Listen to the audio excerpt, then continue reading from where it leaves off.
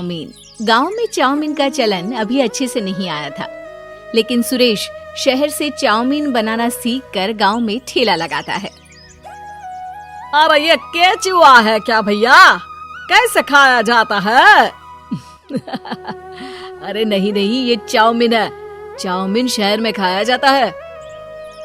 कितने की दे रहे हो सुरेश? 10 रुपए की प्लेट भरकर। तभी वहां शहर से पढ़ा एक लड़का आता है।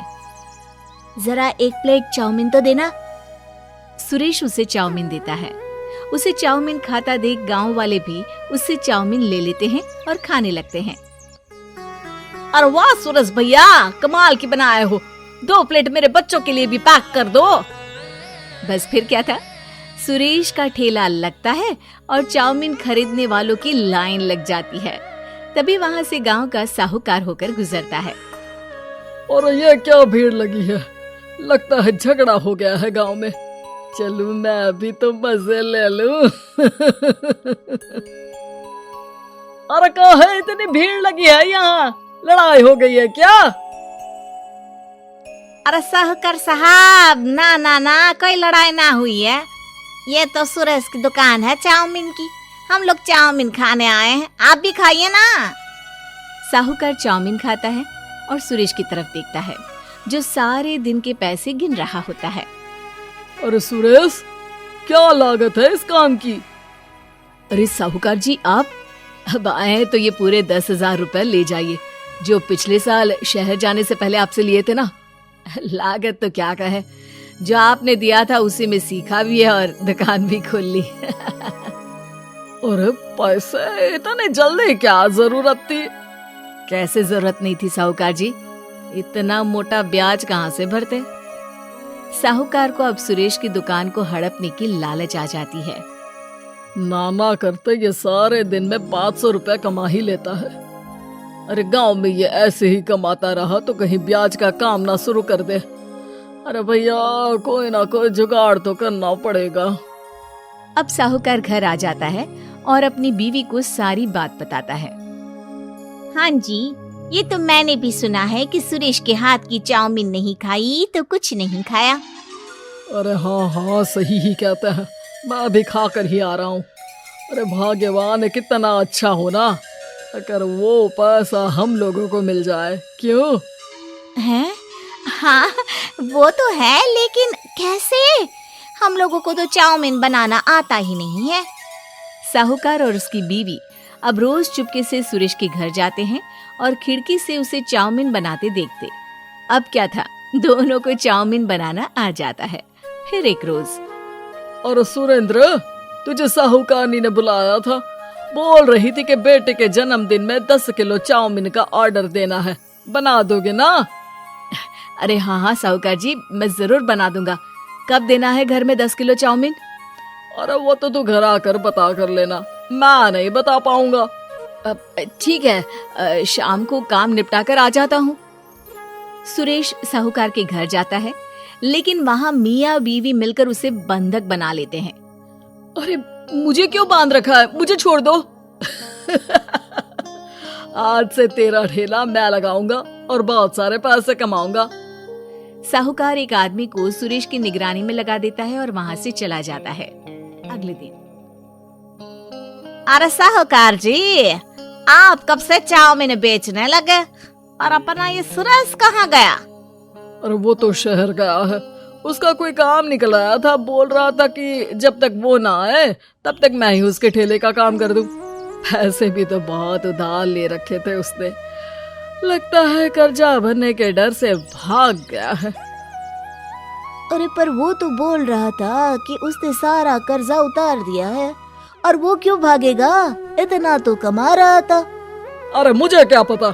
अरे चाउमीन खाना है तो बोलो, नहीं तो भागो यहाँ से। अरे हाँ हाँ, दे दो दे दो। अब तो चाउमीन खाना पूरे गांव के लोगों के लिए आदत ही बन गया है। ना खाओ तो नींद ना आए।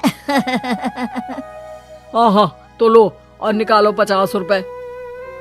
50 रुपए क्यों? सुरेंद्र तो 10 रुपए में देता था। अरे वो पागल था, मैं थोड़ी ना हूँ। गांव वाले जिनको चाउमीन की लत लग गई थी, वो करते भी क्या, दे दो और ये लो 50 रुपए। लेकिन फिर साहूकार उन लोगों को प्लेट में थोड़ी सी चाउमीन रख देता है। अरे ये क्या, पैसे 5 गुना ज्यादा और चाउमीन बस इतनी सी। अरे साहूकार साहब, भगवान से तो डरो।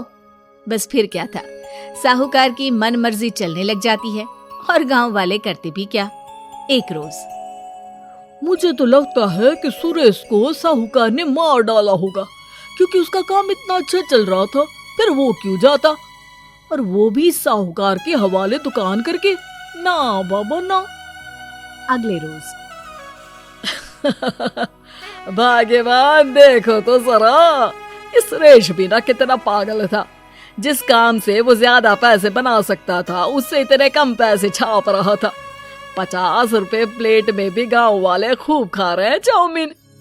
हाँ जी, और जितने में वो लोगों को 10 प्लेट खिलाता था। भर भर कर हम लोग उतने में 20 प्लेट बना रहे हैं, क्यों जी? वहीं सुरेश रोज भगवान से मांगता कि बस एक बार वो किसी तरह वहां से निकलने में कामयाब हो जाए, लेकिन उसकी हर कोशिश नाकामयाब होती। फिर एक दिन, अरे भाग्यवान, ऐसा कुछ करो कि चाउमीन बनाने का खर्चा आधा हो जाए, जिससे हम लोगों को और मुनाफा हो।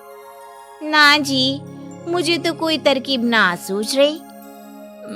अरे सुनो, एक काम करते हैं, चाउमीन बनाने में जो सब्जी लगती है वो मंडी में लेने तुम देर रात चली जाना। तब तक वो सारी सड़ी गली सब्जी जो दुकानदार वहीं फेंक जाते हैं, वो उठा कर ले आना फ्री में। अरे वाह जी वाह, आप तो बहुत समझदार हैं जी। बीवी वैसा ही करती है, लेकिन अब लोग चाउमीन खाते तो मुंह बनाकर। फिर एक बार, अरे राम राम राम, ये पेट में दर्द काहे हो रहा है? आई, आई, आई, आई। हाय रे हाय, मेरा भी पेट दर्द के मारे फटा जा रहा है।